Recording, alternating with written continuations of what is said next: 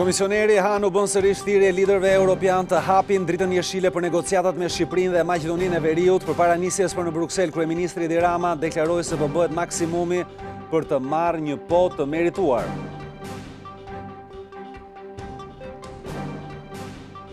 Partia Socialiste thot se opinioni Komisionit të Venecias është bazë për të shkarkuar presidentin pasi provoi se ai veproi pa u bazuar në ligj me anullimin e zgjedhjeve. Socialistët i kujtojnë kreut të shtetit se në respekt të kushtetutës duhet të dekretojë zgjedhjet në Shkodër.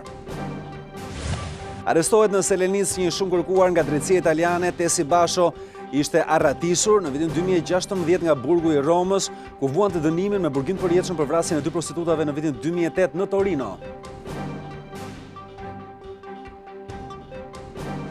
Banka Botërore thot se shqiptarët janë tërësisht të ekspozuar nga ndotja e ajrit. Ambientalistët shprehen se ndotësit kryesor janë makinat, ndërsa mjekët japin alarmin për rritjen e numrit pacientëve me tumor dhe sëmundje të tjera pulmonare. E janë rritur tensionet mes Turqisë dhe Shteteve të Bashkuara të Amerikës. Presidenti Erdogan refuzon kërkesën e Washingtonit për armë pushim me kurdët në veri të Sirisë, ndërsa presidenti Trump thotë se sanksionet ndaj Ankaras do të jenë më të ashpra se imagjinata.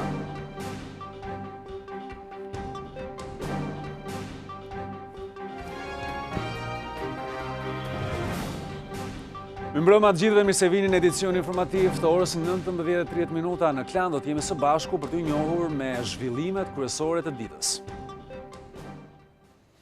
Dhe Komisioneri për zgjerimin Johannes Hahn u ka bërë sërish thirrje liderëve europianë që të hapin dritën jeshile se takon negociatave për Shqipërinë dhe për Maqedoninë e Veriut në samitin e nivelit të lartë, i cili do të mbahet të ejnëten dhe të premten përpara nisjes për në Brukesl. Kryeministri Rama ka deklaruar se po bëhet maksimumi në mënyrë që të merret një po e merituar. Një ditë para nisjes së samitit dyditor të liderëve të BE-s, Komisioneri Hahn u bëri thirrje edhe një herë vendeve anëtare të hapin negociatat me Shqipërinë dhe Maqedoninë e Veriut. Në krah të kryeministrit Zaev, i cili ka udhëtuar për në Bruksel, ashtu si kryeministri Rama për të marrë pjesë në një takim të organizuar nga kryeministrat e qeverive socialiste të vendeve të Bashkimit Evropian, Komisioneri Hahn ripërsëriti qëndrimin se dy vendet i kanë plotësuar kërkesat e Brukselit dhe duan shpërblyer për përpjekjet e tyre. Të dy vendet, ashtu siç vlerësuam edhe vitin e kaluar, përmbushën ato për të cilat eram dakord me ta, mbi bazën e një vendimi unanim të gjithë vendeve anëtare. Ky ishte edhe këtë herë vlerësimi ynë dhe tani duhet të ndërmarrim hapin e radhës dhe t'u hapim dritën jeshile. E kuptoj gjithashtu edhe zhgënjimin e popullsisë në dy vendet. Nga ana e tij, kryeministri Zaev i kujtoi Brukselit kushtin e vënë për ndryshimin e emrit si pengesën e fundit për të nisur negociatat e antarësimit. Ne bëm të pamundurën për marrëveshjen e Prespës.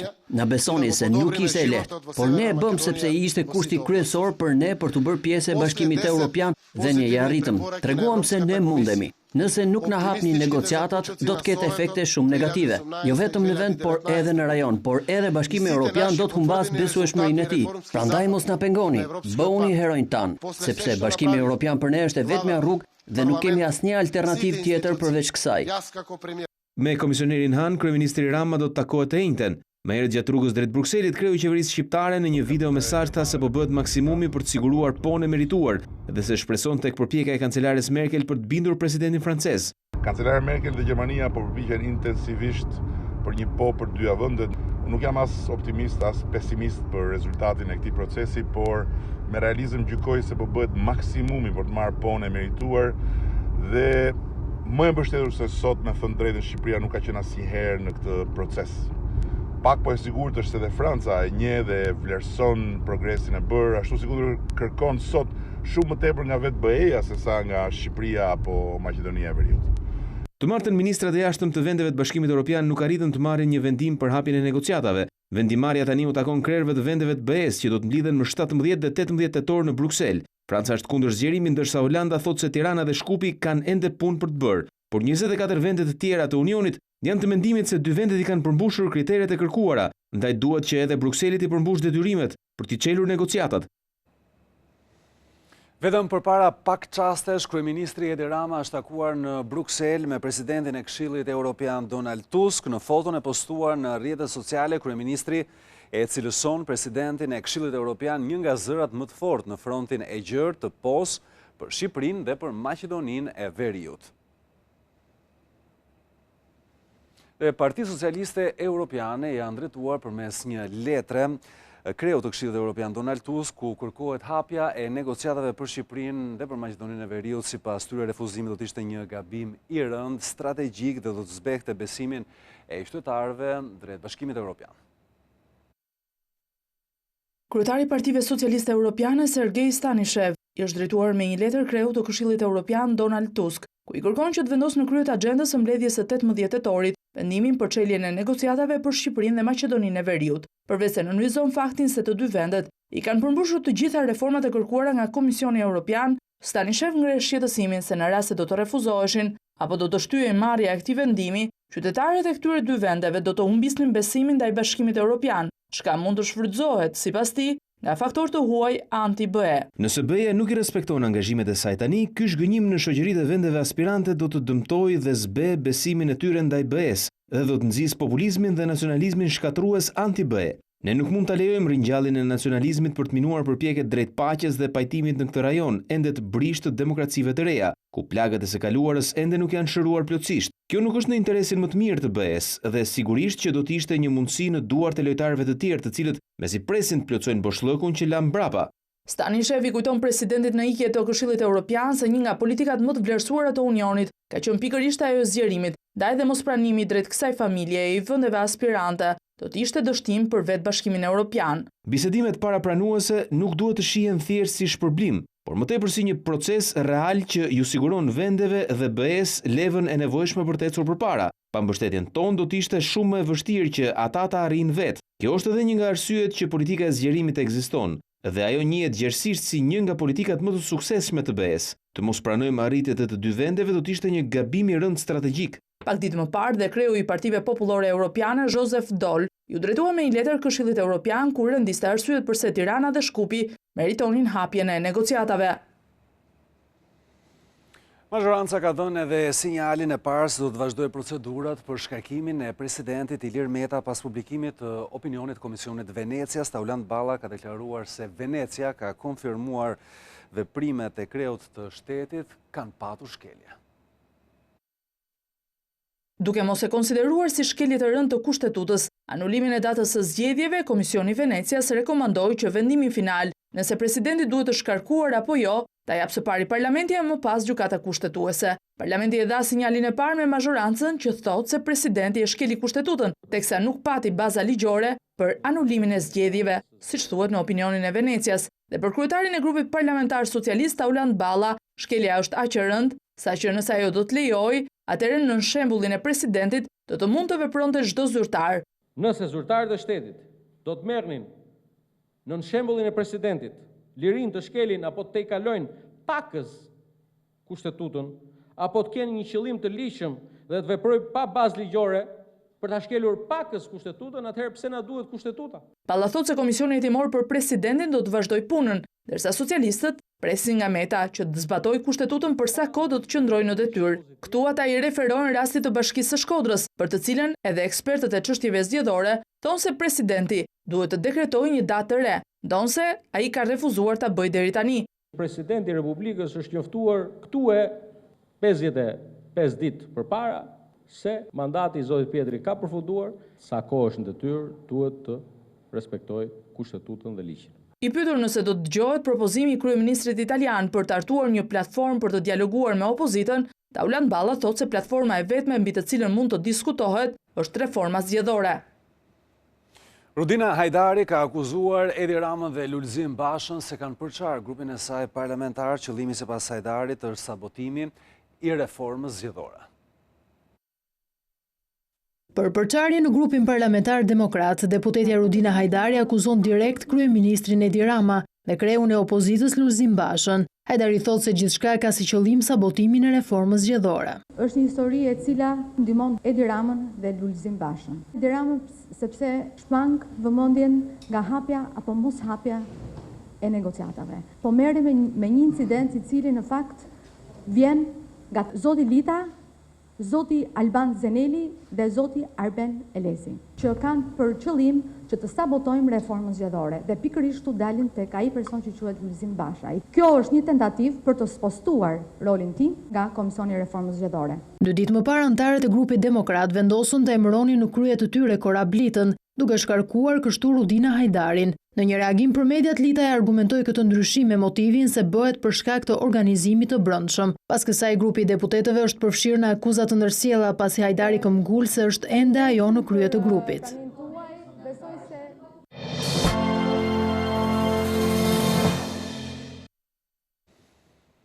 Presidenti Ilir Meta ka dekretuar emërimin e Besnik Muçit si gjyqtar të gjykatës kushtetuese. Ky është i pari gjyqtar që dekretohet në këtë gjykatë pas procesit të vettingut. Prokurori i krimeve të rënda, ish kandidat për kryeprokuror, u konfirmua në detyrë më 1 gusht të 2018 nga vettingu, por pritet vendimi i apelit. Besnik Muçi u zgjodh nga Meta mes 4 kandidatëve të përzgjedhur nga Këshilli i Emërimeve në drejtësi. Emrat e tjerë ishin Arta Vorpsi, Elsa Toska dhe Regleta Panajoti. Në dekretin e tij Meta nënvizon zvarritjen që sipas tij u ka bërë Këshilli i Emërimeve në drejtësi, emërimeve në gjykatën kushtetuese që ka mbetur vetëm me Vitore Tushën, anëtare të cilës gjithashtu i ka mbaruar mandati. Ish drejtuesi i prokurorisë krimeve të rënda Besim Hajdarmataj është konfirmuar në detyrë nga ana e Komisionit të pavarur të kualifikimit. Hajdarmataj ka rezultuar i pastër në 3 shtyllat e vlerësimit të pasurisë, pastërtisë së figurës dhe aftësive profesionale. Por sipas KPK-s, dosja me numër 129 që mban vitin 2010 e jetuar nga prokurori Hajdarmataj do të transferohet pranë Inspektoriatit të Lartë të Drejtësisë, që do të vlerësojë nëse ka patur shkelje disiplinore. Hajdarmataj në atë kohë ushtronte detyrën në prokurorin e Durrësit dhe ka transferuar dosjen në Elbasan.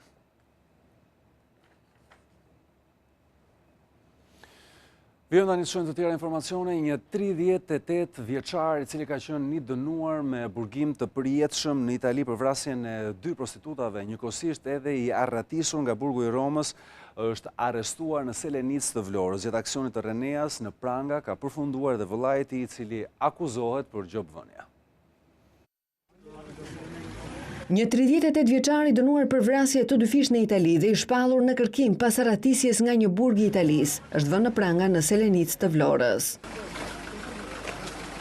Tesi Basho, i njohur ndryshe me emrin Te Silvan nga Selenica, është dënuar me burg të përjetshëm për vrasjen e 2 vajzave në Torino në vitin 2008, të cilat i shfrytëzonte për prostitucion. Pas 8 vitesh ai ka mundur të arratiset nga burgu i Rebibas në kryeqytetin italian. Së bashku me 2 shqiptarë të tjerë përdorën çarçafët dhe shkopat e fshesave për të kapërcyer rrethimin e burgut. Basho ka mundur të shpëtojë aksionit të policisë dhe që prej asaj kohe dyshohet se jetonte i fshehur në Shqipëri.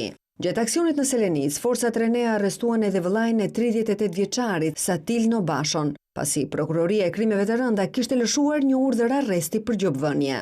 Të 2 vëllezrit dyshohet se në janar të vitit 2017, nëpërmjet dhunës, kanë kërcënuar për dhënje pasurie rreth 100.000 euro një shtetasi. Për arrestimin e vëllezërve Basho janë angazhuar forcat speciale në policinë e shtetit dhe gjatë operacionit u sekuestruan 4 kalashnikov, një pistolet, kallop me lëndë eksplozive, jelek antiplumb, 10 kg lëndë narkotike si dhe radiomarse policie. Gjykata e Tiranës ka liruar nga qelia për të 2. herë brenda pak muajsh ish deputetin e Partisë Demokratike Klevis Balliun, i cili u arrestua pas përplasjes me polici në zonën e Astirit. Me të njëjtën mas siguri e detyrim paraqitje u lanë edhe 9 banorët që u arrestuan për bllokimin e rrugës në Unazën e Re pas ditën e së dielës. Vendimi u mor me dyert mbyllura nga gjyqtari Kreshnik Omari, ndërsa prokuroria kërkoi arrest me burg duke paraqitur edhe raport shërbimet e policisë, po ashtu edhe pamjet filmike. Banorët e Unazës së Re protestojnë për gati 1 viti kundër projektit për zgjerimin e Unazës së Re.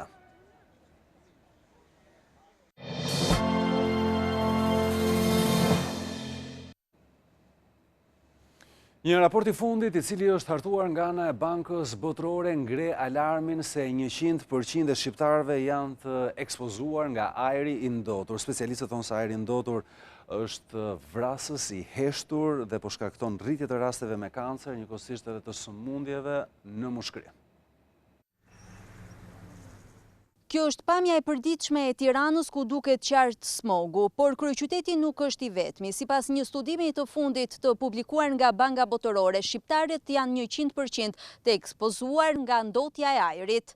Është problemi i madh në shkallë globale dhe Shqipëria bën pjesë në ato vende që kanë probleme ndodhin. Një nga shqetësimet është nëse standardet sot janë 20-30 mikrogram për metër kub të PM2.5-s, tendenca është të jetë 10 mikrogram për metër kub. Dhe në këtë kontekst ne jemi problematik si vend. Po çfarë po e ndota ajri në vendin toni, konsideruar nga Organizata Botërore e Shëndetësisë si vrasi heshtur? Më kryesor është trafiku i makinave dhe cilësisë keqe e karburantit, sigurisht industria ngelet një faktor. Afektohet nga fabrikat e çimentos, djegja e plerave që bëjnë banorët vet ose komunitetet vogla në gjithë territorin e vendit.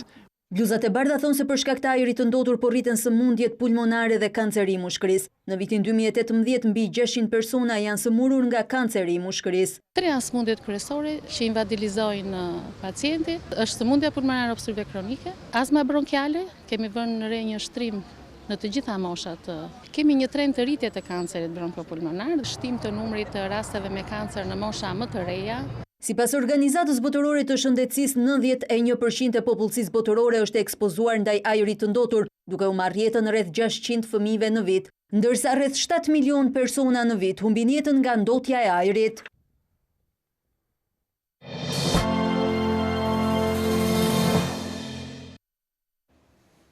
Në raportin e muajit tetor të perspektivës ekonomike globale, Fondi Monetar Ndërkombëtar ka parashikuar që ekonomia do të rritet me 3% nga 3.7 që ajo ishte parashikuar.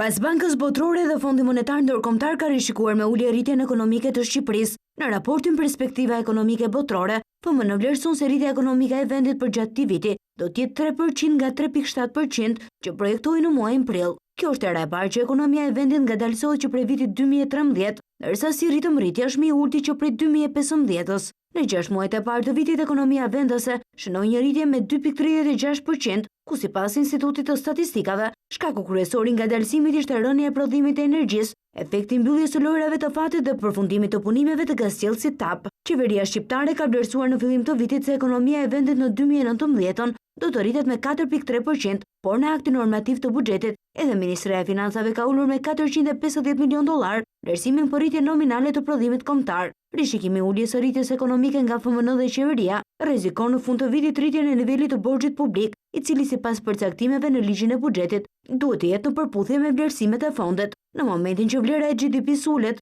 përqindja e borxhit rritet. Për këtë vit qeveria ka marrë përsipër ta ulë në 65.5% të prodhimit kombëtar trajektoren e borxhit. Partia Demokratike e ka akuzuar qeverinë se e ka manipuluar dhe e ka fshehur borxhin publik. Ish deputeti Ajurita Tabaku thotë se sipas raportit të kontrollit të lartë të shtetit, vlera reale e borxhit është 81%.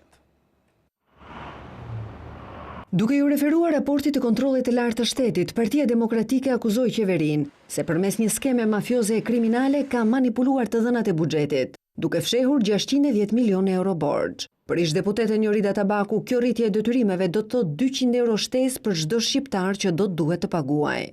E vërteta është se borxhi publik shkon mbi 71.6% dhe ky sërish nuk është borxhi real përfundimtar, sepse në këtë shifër nuk janë llogaritur shifrat e koncesioneve dhe partneritetit publik-privat prej 2.2 miliard euro. Në qoftë se do të llogaritesh, vlera reale e borxhit do të ishte 81%. Tabaku renditjet e borxhet që sipas saj janë fshehur shqiptarëve. Detyrime për investim me vendime gjyqësore janë pothuajse 173 milion euro. Detyrime për rimbursimin e TVSH-s 169 milion euro. Borxhe për tatim fitimin ndaj biznesit 124 milion euro.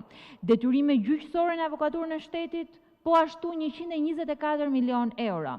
Detyrime gjyqësore ndërkombëtare 26 milion euro. Sipas Partisë Demokratike, totali i borxhit të paraportuar dhe i fshehur nga qeveria vetëm vitin e kaluar është 600 milion euro. tvklan.al, webi më i klikuar ndër të gjithë televizionet mbar shqiptare. Lajmi i fundit, gjithçka ndodh në vend, rajon dhe botë. I gjeni në kohë reale në tvklan.al. Informohu në lëvizje vetëm me një klikim në celularin tuaj, edhe në aplikacionin tvklan.al. Video dhe lajme për çdo emision dhe të rejat apo sinopse të serialeve tona vetëm në tvklan.al. Besueshmëri, shpejtësi, cilësi dhe interaktivitet. Klan, televizioni i mbar shqiptar më i ndjekur. Një zyrtar policor serb është arrestuar mëngjesin e sotëm në Verit Mitrovicës, ndërsa një tjetër është shpallur në kërkim të dyshuar se të përfshirë në vrasjen e Oliver Ivanovicit. Policia e Kosovës ka ndërmarrë një aksion në veri për arrestimin e të dyshuarve të përfshirë në rastin e vrasjes së kryetarit të iniciativës qytetare serbe Oliver Ivanović. Gjatë aksionit, policia ka arrestuar Rade Basara, i cili është hetues në policinë e Kosovës, ndërsa dyshohet për keqpërdorjem të detyrës zyrtare gjatë hetimeve të rastit të vrasjes së Ivanovicit. Ndërsa është ndaluar dhe pas intervistimit është liruar djali i personit të shpallur në kërkim, Željko Bojić, shefi operativës në policinë e Kosovës për komunat veriore. Grupi kriminal i organizuar ka vepruar edhe më herët, ku shefi atij grupi kriminal nga shkresat që i kem ka qenë Zvonko Veselinovići, por ndërkohë Milana Lučići pothuajse ka marrë këtë rol për pjesën veriore dhe ka udhëhequr me grupet kriminale. Oliver Ivanović është vrarë në janar të vitit 2018 afër zyrave të partisë në veri të vendit. Për këtë rast në paraburgim janë edhe 2 persona të tjerë si të dyshimt se janë të përfshirë në këtë vrasje, ndërsa në arati është Milan Radojičić, ish nënkryetari i listës serbe, Blerta Dalloshi Berisha të Klan Prishtinë. Në një intervistë ekskluzive të dhënë për televizionin Klan, Milorad Dodik, i cili është udhëheqësi i serbëve të Bosnjës, thotë se edhe ata mund ta shpallin pavarësinë nëse do të ndryshojnë kufit në Ballkan. Republika Serbe e Bosnjës mund të shpallë pavarësinë nëse në artën e Ballkanit ndodhin ndryshime. Këtë e pohon në një intervistë për televizionin Klan Milorad Dodik, udhëheqësi i serbëve të Bosnjës, që kundërshtar i pavarësisë së Kosovës. Ekziston mundësia që Republika Serbe të shkëputet, t'i bashkohet Serbisë, të shpallë një pavarësinë në rast të çfarë do ndryshimi në Ballkan. Po natyrisht, përse jo? Përse është e lejuar që të krijohet stereotip që Kosova mund të jetë një perceptim të perëndimit shtet, kurse Republika Serbe nuk mund të jetë, kurse pothuajse kushtet lokale janë të ngjashme. Refuzimi i Republikës Serbe është shkaku që Bosnjë-Hercegovina nuk e njeh pavarësinë e Kosovës. Megjithatë, Dodik premton se do të mbajë të njëjtin qëndrim që do të ketë Beogradi. Jemi shumë të interesuar, unë do ta respektoj qëndrimin e Beogradit rreth kësaj çështje dhe unë do të ndjek atë. Kam mendime të ndryshme për këtë temë, por në aspektin politik atë që do të vendos Beogradi ne do t'i qëndrojmë prapa. Marrëdhëniet me Kosovën Dodik shpreh se i mban nëpërmjet Serbisë, dhe se nuk ka asnjë problem të drejtë për drejtë me Prishtinën, edhe kur fjala është për taksën doganore ndaj produkteve serbe dhe bosnjake. Kosova dhe Shqipëria gjithnjë më shumë integrohen dhe ndajnë vlera të njëjta politike. Unë mendoj madje se kjo është normale, por përse nuk qenë ka normale nëse ne serbët nga Republika Serbe ndjekim atë që ndjek Serbia? Kjo nuk mund të ndryshohet pasi kjo është thjesht dhe gjithandej duhet jetë kështu. Në aspektin ekonomik, ne nuk kemi patur ndonjë bashkëpunim me Kosovën. Dodik thotë se u ndje mirë gjatë vizitës në Tiranë dhe se kjo shkaktoi reagime të shumta pas ftesës që i bëri presidenti shqiptar Meta, ndërsa shton se është i hapur që të vizitojë edhe Prishtinën, pavarësisht se atij është ndaluar të vizitojë Kosovën.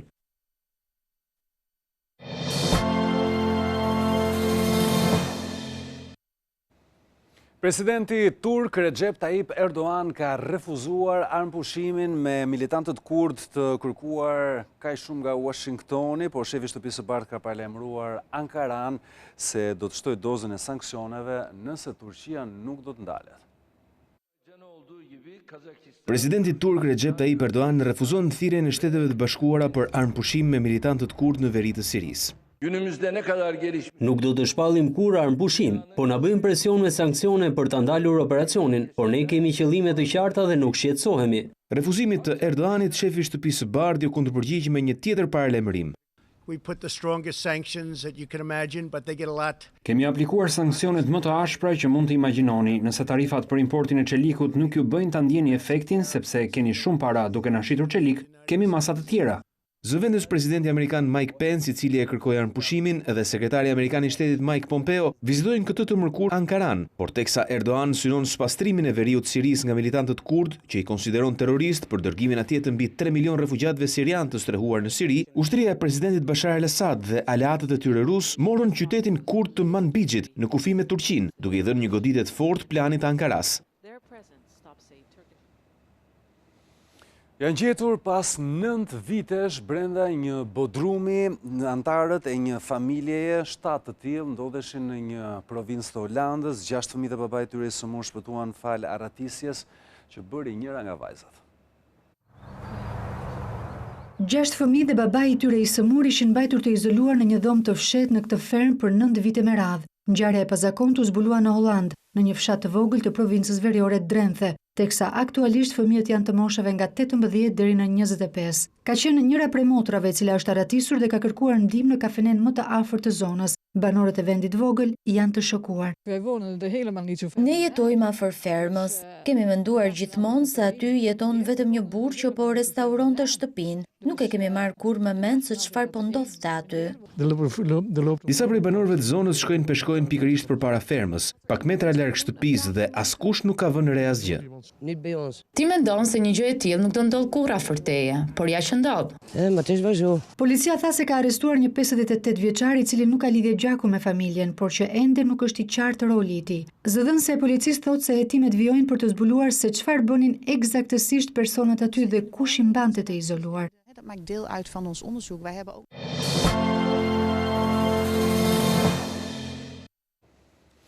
Ministria e Mjedisit ka marrë angazhimin që duke nisur nga 1 qershori i 2020-s të eliminojë tërësisht përdorimin e qeseve plastike.